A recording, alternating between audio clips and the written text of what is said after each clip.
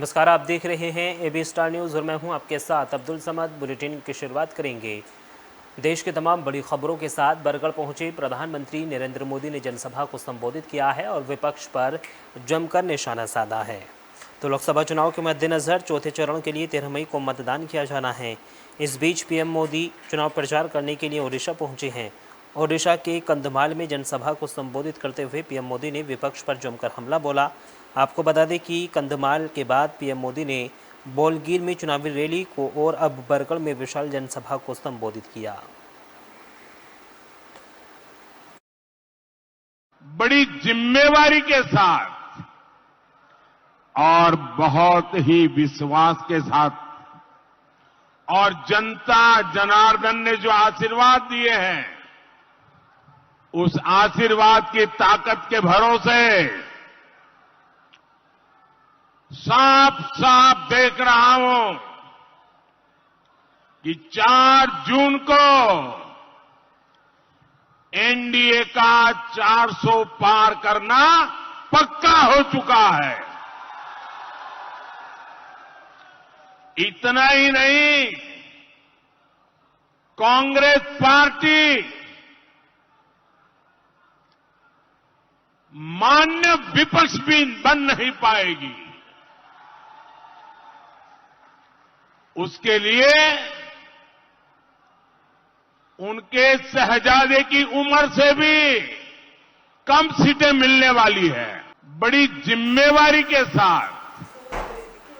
और खबरों में आगे बढ़ेंगे। अरविंद केजरीवाल ने प्रेस कॉन्फ्रेंस की है और पक्ष पर जमकर निशाना साधा है। साथ ही साथ तमाम चीज़ों पर वहां पर चर्चा की गई है। उन्होंने कहा है कि आप कुचलने में पीएम मोदी ने कोई कसर नहीं छोड़ी है। तो तिहाड़ जेल से बाहर आने के बाद आज से अरविंद केजरीवाल जोर शोर से चुनाव प्रचार में जुट गए हैं। जहां इससे पहले सीएम केजरीवाल ने दिल्ली के कनॉट पैलेस स्थित हनुमान मंदिर में पूजा अर्चना करने के लिए पहुंचे। मंदिर में दर्शन के बाद पार्टी पर जिस तरीके से अरविंद केजरीवाल ने कहा कि 50 दिन सीधा जेल में आपके पास आया हूं, अच्छा लग रहा है, बजरंग बली की कृपा है।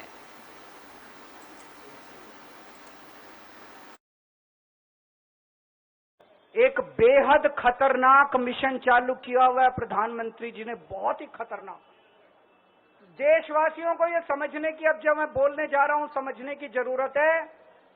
उस मिशन का नाम है वन नेशन वन लीडर। देश के सारे नेताओं को खत्म करना चाहते हैं मोदी जी, और इसको 2 स्तर के ऊपर इस मिशन को चला रहे हैं।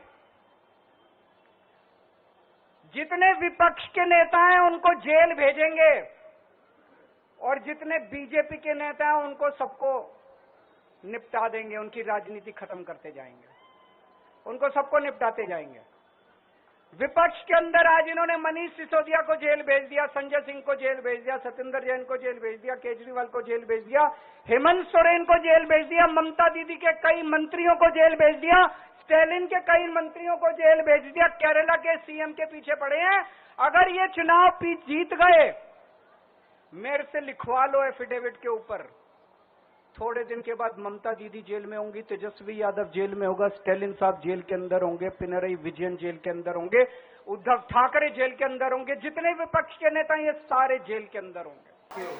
खबरों में आगे बढ़ेंगे। मल्लिकार्जुन खड़गे ने पक्ष पर निशाना साधा है और बीजेपी पर जमकर हमला बोला है। उन्होंने कहा है कि हर चीज़ पर हिंदू मुसलमान करके बीजेपी बांटना चाहती है। सिर्फ वोट के लिए लोगों को बीजेपी बांट रही है। विपक्ष के लोगों को परेशान करने में 10 साल निकल गए हैं। लोकसभा चुनाव को लेकर आरोप और प्रत्यारोप का दौर जारी है।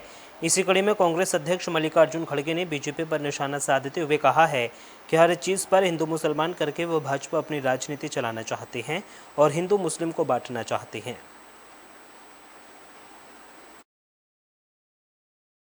धर्म के राजकारण पे ही आते हैं।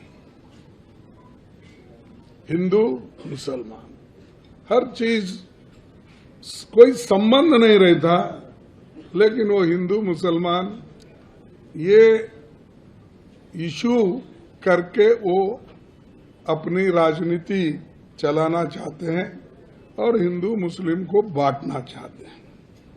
लेकिन जनता इस बार समझ गई है कि ये बांट रहे हैं लोगों को, अपने लिए, ये देश के अच्छाई के लिए नहीं या लोगों के डेवलपमेंट के लिए वो ये नहीं कर रहे, सिर्फ वोट बटोरने के लिए ये काम कर रहे हैं, ये लोगों के ध्यान में आया है।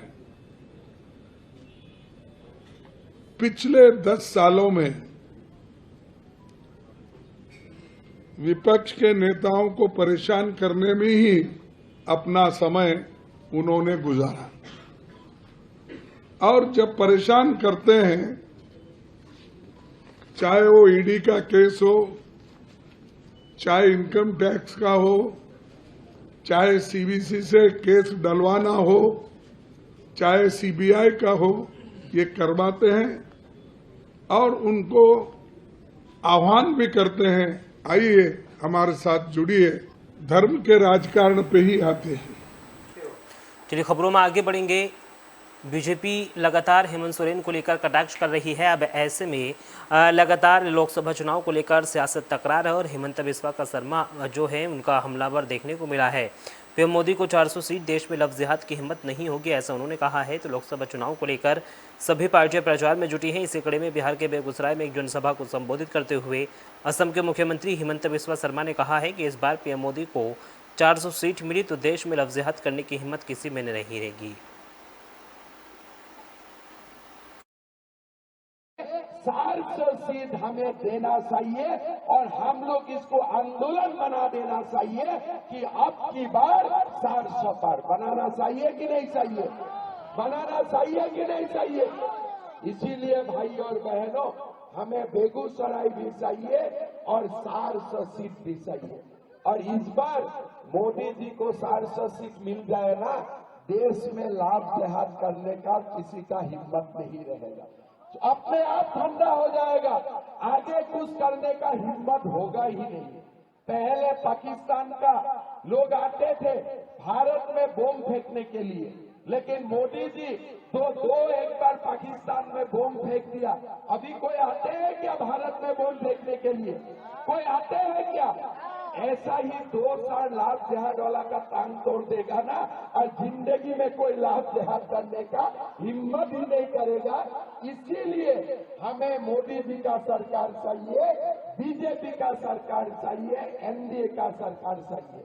भाई और बहनों, हमें जनता दल को भी जिताना है, भारतीय जनता पार्टी को भी जिताना है, हमें सिराज जी को भी जिताना है, हमें पूरा एनडीए को बिहार से पूरा 100% सीट के।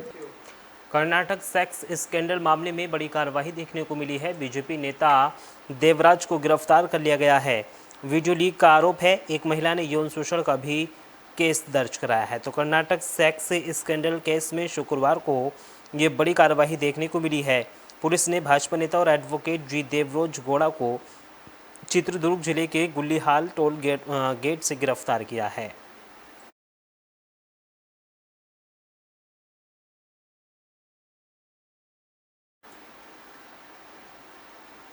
और फिलहाल इस बुलेटिन में सिर्फ इतना ही। देश और दुनिया की तमाम बड़ी खबरों के लिए बने रहिए AB स्टार न्यूज़ के साथ। नमस्कार।